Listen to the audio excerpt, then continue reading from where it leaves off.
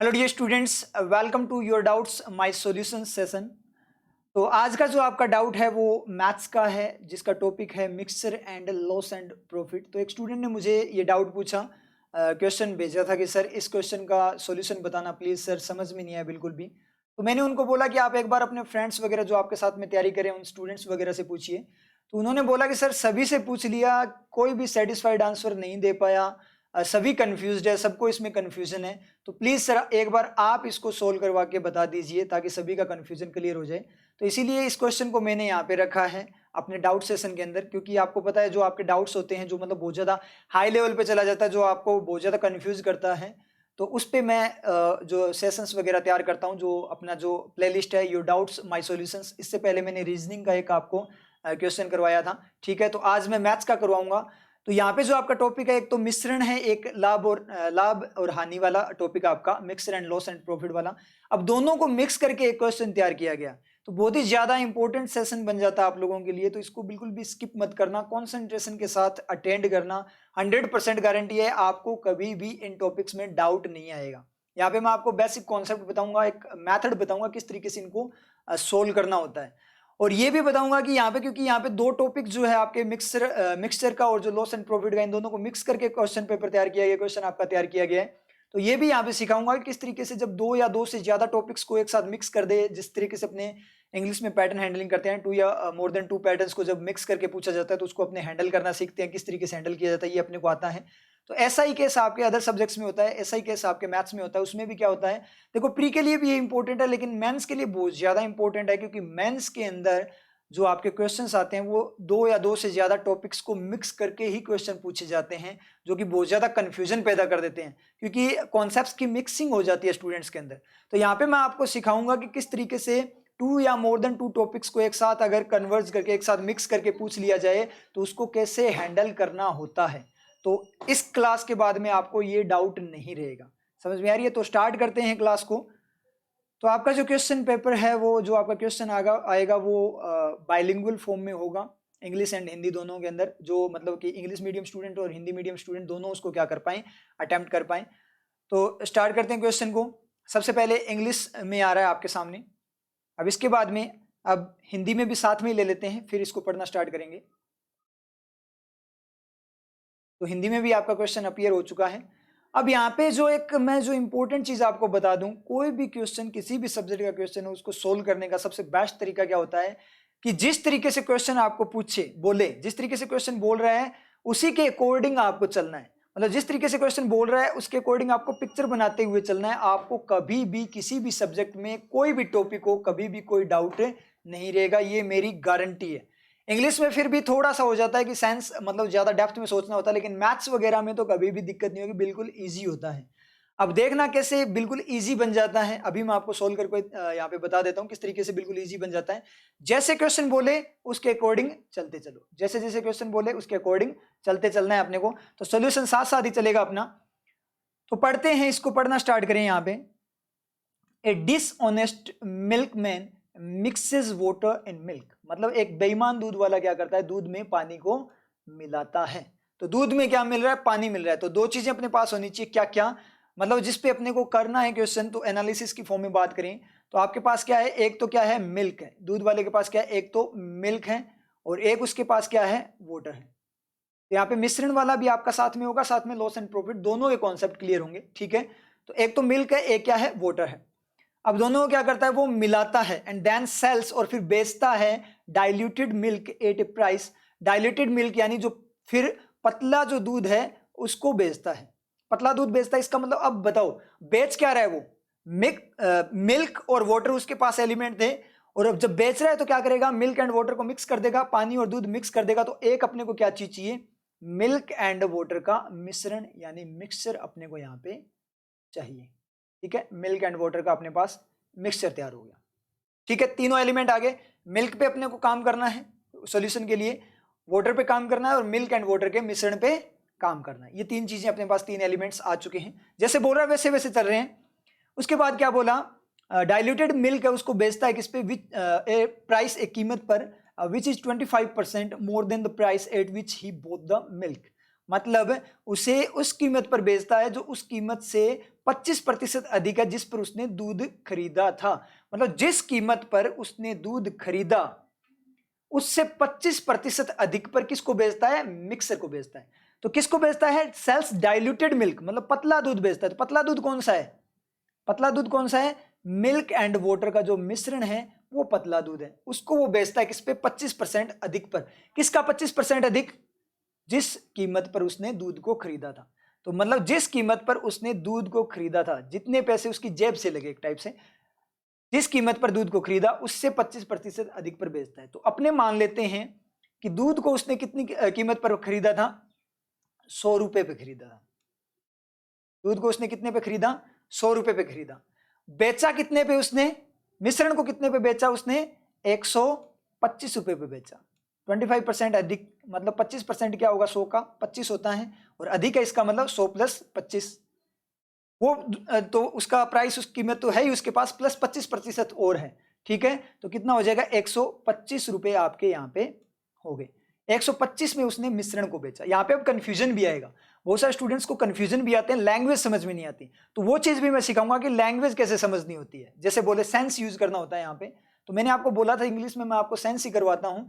तो मैंने आपको बोला जिस दिन आपका सेंस डेवलप हो जाएगा आपको किसी भी सब्जेक्ट में दिक्कत नहीं होगी। कैसे नहीं होगी अभी पता लग जाएगा। आगे उसने क्या बोला है? इफ ही दस, इस प्रकार मैक्स ए प्रॉफिट ऑफ 75%, इस प्रकार वो प्रॉफिट बनाता है कितना? 75% का। ठीक है, मतलब इस प्रकार 75% का लाभ कमाता है। तो टोटल लाभ उसने कितना कमाया? 75% का। अब मुझे एक बात बता, लाभ उसका कितना? 75%। लाभ को किस पे काउंट कैलकुलेट किया जाता है? क्रय मूल्य पे। मतलब लाभ वही चीज होती है, लाभ का मतलब क्या है? जितने पैसे उसकी जेब से लगे उसके ऊपर उसे कितने पैसे बचे, वो उसका लाभ होता है। हमेशा ध्यान रखना, क्रय मूल्य आप डायरेक्ट ना समझ पाओ तो ये चीज है।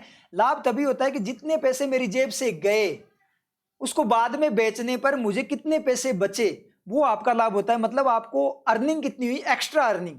क्योंकि 100 रुपए अगर आपको, जैसे मान लो 150 रुपए आपको मिले किसी चीज के, 100 रुपए की चीज आपने 150 में बेची तो 150 रुपए मिले, तो आपको बचत कितनी हुई? 50 रुपए की हुई ना, क्योंकि 100 रुपए तो वो कैंसिल हो गए, वो तो अपनी जेब से गए थे, वो तो वापिस आए हैं, सेम का सेम बैलेंस में रहे हैं, बचत तो ऊपर वाली हुई है ना, तो वो आपका क्या होता है? लाभ होता है। ये चीज आई थिंक आप लोगों को समझ में आती है। इस चीज को ऐसे करोगे ना कि जेब से कितने ले, क्रय मूल्य के अकॉर्डिंग करोगे बिल्कुल सही, कोई दिक्कत नहीं, लेकिन वहां कंफ्यूजन क्रिएट हो सकता है। आपको कोई भी क्वेश्चन करना, कुछ भी करना हो तो प्रैक्टिकल वे में करना होता है, और प्रैक्टिकल वे में जैसे दुनियादारी जो चल रही है उसके अकॉर्डिंग करोगे तो आपको दिक्कत नहीं होगी। तो 75% का लाभ हुआ तो किस पर लाभ होगा उसको? जेब से कितने लगे थे? दूध के ही लगे थे ना, पानी तो नहीं खरीदा ना उसने, पानी तो फ्री का था ना, दूध के ही लगे, और दूध के कितने लगे? 100 रुपए लगे थे। इसका मतलब 75% का लाभ हुआ। इसका मतलब 100 का 75%, 75, मतलब 75 हो गए। तो टोटल उसका सेलिंग कितनी हुई? विक्रय मूल्य कितना होगा? बेचा कितने में? फिर 75 रुपए उसने कमाए हैं, 100 रुपए उसके लगे हुए थे, तो 100 प्लस 75, 175। इसको आप एक बार साइड में लिख लो, इधर की साइड, कि 175 रुपए 175 रुपीज है, वो उसका टोटल विक्रय मूल्य था, कंप्लीट अल्टीमेट विक्रय मूल्य था। अब देखना यहां पे पूछा क्या है उसने, देन तब how many millilitres of water does he add per litre of milk, मतलब प्रति लीटर दूध में वो कितना मिलीलीटर पानी मिलाता है, ये उसने पूछा। मतलब कितना पानी उसने मिलाया प्रति लीटर में, ताकि इसको ये सारी चीज हुई। मतलब 25% अधिक पर तो उसने मिक्सर को बेचा, और 175 रुपए में टोटल मतलब विक्रय मूल्य हो गया, टोटल सेलिंग हो गई, उसकी सेलिंग प्राइस हो गया, मतलब 75 रुपए का उसको लाभ हो जाना चाहिए। ये चीज अपने क्लियर हुई। अब लैंग्वेज में दिक्कत क्या होती है? ये वाला जो पार्ट है ना कि 25% अधिक वाला, कि 25% अधिक पे उसने बेचा, ये वाला जो पार्ट है ना, ये कंफ्यूजन करता है स्टूडेंट्स की। दिक्कत क्या होती है कि 100 रुपए का उसने दूध खरीदा, तो दूध और पानी दोनों मिलाकर कंप्लीट है, उसको उसने 125 रुपए में बेचा। ये कंफ्यूजन है। अब यहां से सेंस से कैसे क्लियर होगा, समझ पा रहे हो कैसे? मतलब क्या, दूध मान लो 1 लीटर है, अब इसने बोला प्रति लीटर पूछा है ना, लास्ट में प्रति लीटर बोला है, तो आप मान ही लो प्रति लीटर पूछा है तो प्रति लीटर के अकॉर्डिंग ही मानो कि दूध कितना था? 1 लीटर ही खरीदा था। आप 5 लीटर भी मान सकते हो, 10 लीटर मान लो खरीद लिया उसने, 5.5 लीटर खरीद लिया, तो फालतू कैलकुलेशन बढ़ाने से मतलब क्या है? ऐसे बोल दो ना कि वो 1 लीटर ही दूध लेकर आया, क्योंकि प्रॉफिट तो सेम सा ही रहेगा ना, उसको उसी तरीके से प्रॉफिट जाएगा जिस तरीके से उसने खरीदा वगैरह। प्रति लीटर की पूछ रहा है तो मतलब उसी तरीके से आप बात करो। जब उसने फिक्स दे ही नहीं रखा कि कितने लीटर वगैरह, तो आप डायरेक्ट करो ना कि 1 लीटर ही है, 1 लीटर के अकॉर्डिंग बात करो आप। कि उस तरीके से पानी कितना मिला है उसके अकॉर्डिंग अपने बात करते हैं, ठीक है। पर लीटर उसने बोल दिया प्रति लीटर दूध में कितना मिला है, तो प्रति लीटर के अकॉर्डिंग आप बात करो, तो प्रति लीटर उसने पूछा, तो आप मान लो कि दूध क्या था आपका 1 लीटर ही था, दूध क्या था आपका 1 लीटर। अब मान लो आधा लीटर उसने पानी मिलाया, ये कंफ्यूजन क्लियर कर रहे हैं अपने, कौन सा, मिक्सचर वाला कंफ्यूजन, कि मिक्सचर जो आपका कंप्लीट मिक्स हो गया उसका जो कंफ्यूजन क्रिएट हो रहा है कि किस तरीके से बेचा, कि प्रति लीटर 125 रुपए के हिसाब से बेचा या टोटली 125 रुपए का बेच दिया दूध पानी मिलाकर, ये कंफ्यूजन सबसे बड़ा है। तो मुझे एक बात बताओ, अगर वो 1 लीटर दूध है उसमें मान लो आधा लीटर पानी मिलाया तो 1.5 लीटर हो गया। अब 1.5 लीटर उसने 125 रुपए में बेचा, 1 लीटर दूध प्लस आधा लीटर पानी, 1.5 लीटर उसने 125 रुपए में बेचा, तो उसको लाभ कितना होगा, कितना होगा लाभ, 1.5 लीटर बेचने का लाभ कितना होगा, 25 रुपए ही होगा ना, कि बेचा उसने क्या 1.5 लीटर को 125 में, तो 75 रुपए लाभ कहां से आ गया, होगी ना गड़बड़। इसका मतलब क्या है, उसने कंप्लीट 125 रुपए का मिक्सचर नहीं है। सेंस भी तो यूज करो ना थोड़ा। आप बोलोगे सर उसने बताया ही नहीं डायरेक्ट कि वो प्रति लीटर 25% बढ़ाकर बोल रहा है, ऐसा तो उसने कुछ बताया नहीं, तो नहीं बताया तो क्या आगे उसने 75% बोला है, वो बता रहा है ना, तो पूरा जो आप पढ़ोगे क्वेश्चन वो तो बताएगा ना, वहां कंफ्यूजन हुआ, लेकिन आगे 75 रुपए वाला जो आपका 75% वाला है वो तो कंफ्यूजन खत्म कर रहा है। इसका मतलब जो अपनों ने सोचा जिस तरीके से, वो तो अपना एक तो पॉइंट गलत है, चला गया। कैसे पता लगेगा, क्वेश्चन से। इंग्लिश में कैसे पता लगता है, सेंटेंस से, तो यहाँ पता लगेगा क्वेश्चन से। क्वेश्चन अपने आप आपको हिंट देगा। इतनी बात क्लियर हुई, इसका मतलब कंप्लीट उसने नहीं बेचा। अब फिर भी आप अगर सोचो कि 1 लीटर दूध उसने 100 रुपए का बेचा, उसके बाद 125 रुपए का वो 1.5 लीटर बनाकर बेच रहा है, तो फायदा क्या हुआ, वो पानी तो फ्री का है ना। टोटली अगर वो 1.5 लीटर 125 का बेच रहा है, तो इससे तो अच्छा है वो 1 लीटर दूध ही 125 का बेच देता, फायदा कहां हुआ। हाँ, ऐसे अब कोई सोचे सर सेंस से कि ऐसे भी तो हो सकता है 1.5 लीटर, इसलिए कि लोग 125 रुपए में आपको 1 लीटर दे रहे हैं, मैं आपको 1.5 लीटर दे रहा हूं। हाँ, उस वे में इंप्रेस करने के वे में हो सकता है, लेकिन ऐसा नहीं होता, इस तरीके से नहीं बात की जाती।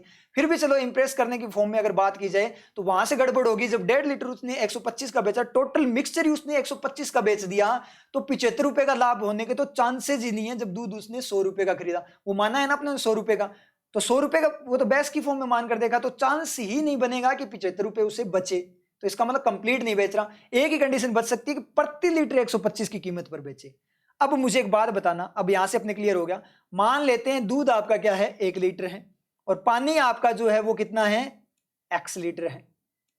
दूध 1 लीटर, पानी मिलीलीटर की कोई दिक्कत नहीं है। आपको जो वहां दी जाती है यूनिट वगैरह, इकाई जो दी जाती है, वो दोनों सेम होनी चाहिए। दूध आप लीटर में ले रहे हो तो पानी को भी लीटर में लो, ठीक है। मिलीलीटर होगा तो पॉइंट्स में आ जाएगा, कंफ्यूजन होने की जरूरत नहीं है, क्योंकि बहुत सारे स्टूडेंट ये भी कंफ्यूजन, मैं यहाँ पे साथ साथ आपके सारे कंफ्यूजन भी क्लियर किए जा रहा हूं कि क्या क्या कंफ्यूजन आपको आ सकता है।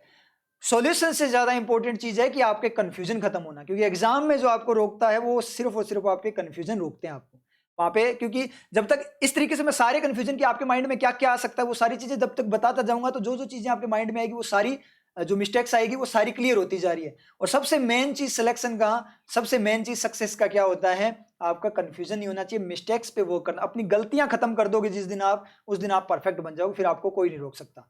तो डायरेक्ट सॉल्यूशन बहुत सारे आपको करवाते होंगे, उससे आपको बेनिफिट नहीं होने वाला। फिर भी तभी आपने देखा है कि आपको कितने क्वेश्चन करवा दिए गए, आपने कितने क्वेश्चन किसी टीचर ने करवाए, यूट्यूब वगैरह कहीं पे भी आपको करवाए, आपने सॉल्यूशन देख लिए बहुत सारे क्वेश्चन के, फिर भी उसी टॉपिक, सेम टॉपिक में आपको फिर से डाउट आ जाता है। मतलब उस टॉपिक के इतने क्वेश्चन करने के बावजूद डाउट क्यों आता है, उसका सबसे बड़ा रीजन है आपके कंफ्यूजन क्लियर नहीं हुए, आपके कॉन्सेप्ट्स क्लियर नहीं हुए।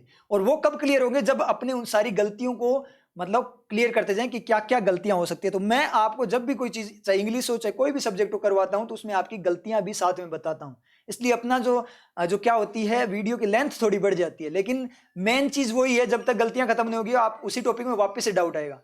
और किसी टॉपिक को अगर आप कर लो, उसमें दोबारा से डाउट है, फिर मतलब क्या उस बात का।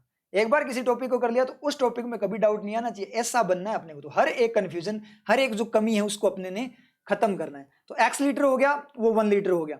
अब मुझे बताओ जो मिक्सचर है वो कितना हो जाएगा आपका, 1 + x नहीं हो जाएगा क्या। टोटल मिक्सचर क्या हो गया, 1 + x लीटर आपका हो चुका है। इतना समझ में आया। 175 रुपए वाला समझ में आया ना, क्योंकि लाभ किस पे होता है आपका, जो आपकी जेब से लगे, जेब से 100 ही रुपए लगे थे, ठीक है। ये भी क्लियर हो जाए। ये सारे कंफ्यूजन यहां से आप पिक्चर बनाते सोचोगे ना कि हो क्या रहा है रियल के अंदर, तो सारे कंफ्यूजन आपके क्लियर हो जाएंगे। दूध वाला आपको दिखाई दिया, बेईमान दूध वाला नहर पे बैठ के पानी मिला रहा था, ठीक है, उसके बाद उसने दूध को बेचा, इस तरह सारी चीजें आ रही है। तो 1 + x आपका क्या हो गया, टोटल मिक्सचर हो गया। 1 + x लीटर आपका क्या हो चुका है, टोटल मिक्सचर अपना बन चुका है। 1 लीटर दूध लिया 100 रुपए का। अब जो आपका 1 प्लस एक्स जो आपका है मिक्सचर, उसको वो बेच रहा है 125 के भाव से। तो 1 लीटर का कितना है, 125 है। तो यहां पे क्या है, 1 प्लस एक्स लीटर है, तो कितना हो जाएगा 1 लीटर का 125, तो 1 प्लस एक्स लीटर का 1 प्लस एक्स इंटू 125, यहीं पे गुना कर लेते हैं अपने, यहीं पे मल्टीप्लाई कर लेते हैं। 1 प्लस एक्स इंटू 125, ये टोटल विक्रय मूल्य हो गया आपका। ये क्या हो गया आपका टोटल विक्रय मूल्य, समझ में आई चीज। और टोटल विक्रय मूल्य रियल में क्या है आपका 175 रुपए है ना। तो ये टोटल विक्रय मूल्य ये है, और ये भी आपका क्या है टोटल विक्रय मूल्य। तो ये जो मिक्सर वाला टोटल विक्रय मूल्य वो किसके बराबर हो जाएगा, 175 के बराबर नहीं हो जाएगा क्या। तो इक्वल्स टू क्या हो जाएगा 175। ठीक है, अब यहां से आप सोल्व करना, मैं माइंड में सोल्व करता हूं इसको। ठीक है, आप भी साथ में सोल्व करो। 1 इंटू 125 हो गए, और 125 एक्स हो गया। ठीक है, ये दो चीजें होगी। तो 125 इधर आएगा, तो 175 माइनस 125 यानी 50 हो जाएगा। तो अल्टीमेट जो इक्वेशन बनेगी वो क्या बनेगी आपकी 125 एक्स बराबर क्या रहेगा आपका 50। 125 एक्स इक्वल्स टू 50। अब एक्स की वैल्यू निकालनी, एक्स की वैल्यू है वो क्या है, पानी की लीटर में वैल्यू है। ठीक है, तो यहां से एक्स की वैल्यू निकालनी आती है आपको, 50 बाई 125 करना, कितना हो जाएगा पापा 25 10 0.4। तो x की वैल्यू आपकी क्या आ रही है यहाँ पे, x की वैल्यू अगर अपने देखें तो x की वैल्यू आ रही है आपकी 0.4 लीटर। 0.4 क्या है लीटर है, पूछा क्या उसने मिलीलीटर में पूछा है, तो 0.4 लीटर होगी। ठीक है, ऑप्शंस आपको पता होंगे, मैंने ऑप्शंस यहाँ पे नहीं रखे, मैं डायरेक्ट आपको सॉल्यूशन करवा रहा हूँ। ऑप्शन जिन भी स्टूडेंट्स ने पूछा था, जिन भी स्टूडेंट्स को कंफ्यूजन है उनको सबको पता है क्या क्या ऑप्शन है। तो 0.4 तो लीटर हो गए। अब मिलीलीटर में कन्वर्ट करने के लिए क्या होता है, 1 लीटर में कितने मिलीलीटर होते हैं 1000 होते हैं, तो इंटू 1000 कर देना। तो क्या होगा, आप इंटू 1000 करोगे तो मिलीलीटर में आ जाएगा आपका, 1000 करोगे तो क्या हो जाएंगे 400 मिली का हो जाएगा, 400 मिलीलीटर आपका क्या हो गया पानी हो गया। तो पानी कितना है 400 मिलीलीटर। क्लियर और समझ में आया किस तरीके से करना है। जैसे जैसे क्वेश्चन बोले वैसे वैसे करते जाओ आप, क्वेश्चन जैसे जैसे बोले आपको वैसे वैसे उसको करते जाओ, अपने आप सॉल्यूशन मिल जाएगा। आई थिंक आपको क्लियर हो गया होगा डाउट, 100% गारंटी है सभी को क्लियर हो गया होगा। अगर फिर भी ना हुआ हो तो रिवाइज कर लेना, 100% आपके क्लियर हो जाएगा। इस तरीके से क्वेश्चन करना होता है, चाहे आपका कोई भी क्वेश्चन हो, किसी भी सब मैथ्स रीजनिंग वगैरह किसी का क्वेश्चन हो, आप जो क्वेश्चन बोले उसकी भावनाओं को समझ जाओ। इंग्लिश में अपने सेंटेंस की भावनाओं को समझते हैं तो अपना सही हो जाता है, तो यहाँ पे उसकी भावनाओं को समझ जाओ कि वो मांग क्या रहा है आपसे, जो चीज मांग रहा है वो चीज उसे दे दो, आपका सॉल्यूशन आ जाएगा। समझ में आ रही चीज। तो इस तरीके से जैसे क्वेश्चन बोले उसी तरीके से करना है। तो यहाँ पे अपने दो टॉपिक कवर हुए, कौन से, मिक्सचर प्लस आपका लॉस एंड प्रॉफिट। स्टूडेंट्स के सबसे बड़ा कंफ्यूजन क्या होता है कि जैसे ही उन्होंने दूध पानी देखा तो मिक्सचर का कॉन्सेप्ट याद आएगा, और जैसे ही लाभ वगैरह देखा तो लाभ हानि का आएगा, तो उनके फॉर्मूलाज याद आने लग जाते हैं कि उसका फॉर्मूला क्या होता है। वो पहले फॉर्मूला याद करते हैं, फिर मिक्सचर के साथ, मतलब वहीं से कंफ्यूजन कि लाभ हानि को मिक्सचर के साथ कैसे रिलेट करेंगे यार, वो उसके फॉर्मूलाज अलग होते हैं, एलिगेशन टेक्निक होती है, अनुपात बनाए, बहुत सारे क्या करते हैं यहाँ से अनुपात बनाना स्टार्ट कर देते हैं। क्वेश्चन में अनुपात बनाने की जरूरत है कि बना क्यों रहे हो। तो इसलिए ऐसा कुछ नहीं होता कि मिक्सचर का अपना अलग फंडा होता है, लाभ हानि का अपना अलग फंडा होता है, टाइम एंड वर्क का अपना अलग फंडा होता है, ऐसा कुछ नहीं होता। सभी एक समान ही होते हैं, बस ट्रीट करने वाला कैसा है वो पता लगता है, आपका सेंस कैसा, आपका सोचने की पावर कैसी है। सबसे इंपॉर्टेंट चीज है वो ये नहीं है कि कौन सा टॉपिक है, किस तरीके से इस टॉपिक को करना, सबसे इंपॉर्टेंट है आप सोचते कैसे हो। सोचना अगर आपको आने लग गया तो हो जाएगा, जिस तरीके से उसने बोला उस तरीके से अपनों ने कर लिया, मानना उस तरीके से अपनों ने मान लिया, तो कोई दिक्कत वाली बात नहीं, बिल्कुल इजीली आपका सोल्व हो गया। इतना ज्यादा कंफ्यूजिंग मान रहे थे आप, था बिल्कुल इजी सा। दिक्कत कहाँ हुई, रटने के कारण होती है। आप लोगों ने सभी ने क्या कर रखे हैं, हर एक चीज को रट रखा है। इंग्लिश तो मैंने रटनी आपकी जो रटी हुई वो खत्म कर दी, सेंस पे ले आया, तो इंग्लिश के सेंस से आप इन सब्जेक्ट को भी तो बना सकते हो ना। तो ये रट्टाफिकेशन आपको छोड़ना पड़ेगा अगर आपको रियल में सक्सेस होना है। मेंस के अंदर तो रट्टाफिकेशन बिल्कुल भी नहीं लगने वाला आपको, जब तक आपको बेसिक क्लियर नहीं है। तो रट्टाफिकेशन आपको ये चीजें हैं ये छोड़नी पड़ेगी, क्योंकि कई बार फैकल्टीज वगैरह कोई भी आपको करवाता है तो शॉर्ट ट्रिक वगैरह करवाता है। हाँ ठीक है, शॉर्ट ट्रिक सही है, लेकिन वो शॉर्ट ट्रिक क्या काम की कि एक क्वेश्चन में वो शॉर्ट ट्रिक, नेक्स्ट क्वेश्चन में वो शॉर्ट ट्रिक लगे ना दूसरी शॉर्ट ट्रिक, तो क्वेश्चन वाइज आपकी शॉर्ट ट्रिक चलती है। क्वेश्चन देखकर आप शॉर्ट ट्रिक तैयार कर रहे हो तो उसका मतलब क्या है, क्वेश्चन देखकर अगर आप शॉर्ट ट्रिक तैयार करोगे तो नेक्स्ट क्वेश्चन एग्जाम में तो कैसा क्वेश्चन आएगा, क्वेश्चन देखकर शॉर्ट ट्रिक कैसे तैयार करोगे? वो तो सॉल्यूशन जब मिलता है उसके बाद शॉर्ट ट्रिक तैयार की जाती है ना। तो जब एग्जाम में तो सॉल्यूशन मिलेगा नहीं, वो तो घर पे आके किसी से सोल्व करोगे, बार बार उसको सोल्व कर सॉल्यूशन मिले उसके बाद शॉर्ट ट्रिक तैयार होती है। तो वो शॉर्ट ट्रिक क्या मतलब, वो तो वही वाली बात है इंग्लिश के अंदर जैसे स्ट्रक्चर रटते हो आप लोग, रूल्स रटते हो, सेंटेंस से रूल बनते हैं आपके कि कोई सेंटेंस चेंज हो जाए उसके अकॉर्डिंग आपकी रूल्स चेंज हो जाते हैं, उसके अकॉर्डिंग आपकी स्ट्रक्चर चेंज हो जाती है, होती कि नहीं होती?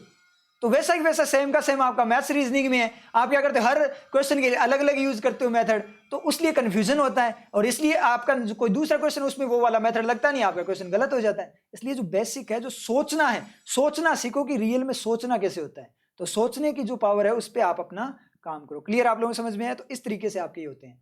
कोई और भी डाउट हो तो आप मुझसे पूछ सकते हो, कोई दिक्कत वाली बात नहीं, कमेंट सेक्शन में भी पूछ सकते हो, ठीक है। वो डाउट मैं वही क्लियर करूंगा जिससे आपके मैक्सिमम के कॉन्सेप्ट्स क्लियर हो जाएं और मैक्सिमम को उसमें कंफ्यूजन होता है क्योंकि इतना टाइम नहीं मिल पाता। सीरियसली समझ में आ रही है आप लोगों के? बैंक वगैरह होता है उसके साथ में इतना टाइम नहीं मिल पाता, फिर अपनी इंग्लिश की क्लासेस चलती है। तो आप डाउट पूछा करो, मैं एनालिसिस कर लिया करूंगा उसको। सबसे पहले आप अपने फ्रेंड्स वगैरह से पूछा करो, अगर वो भी क्लियर ना कर पाए, बहुत ज्यादा कंफ्यूजन हो तो कोई दिक्कत नहीं है, मैं उसको सॉल्व करवा दिया करूंगा। तो ठीक है, फिर इस तरीके से प्रैक्टिस करना, आप ज्यादा से ज्यादा इस टॉपिक की प्रैक्टिस करना, जिस तरीके से मैंने मेथड बताया उसके अकॉर्डिंग आप प्रैक्टिस करना, 100% आपको कभी भी कोई दिक्कत नहीं हो। ठीक है, फिर मिलते हैं नेक्स्ट क्लास में।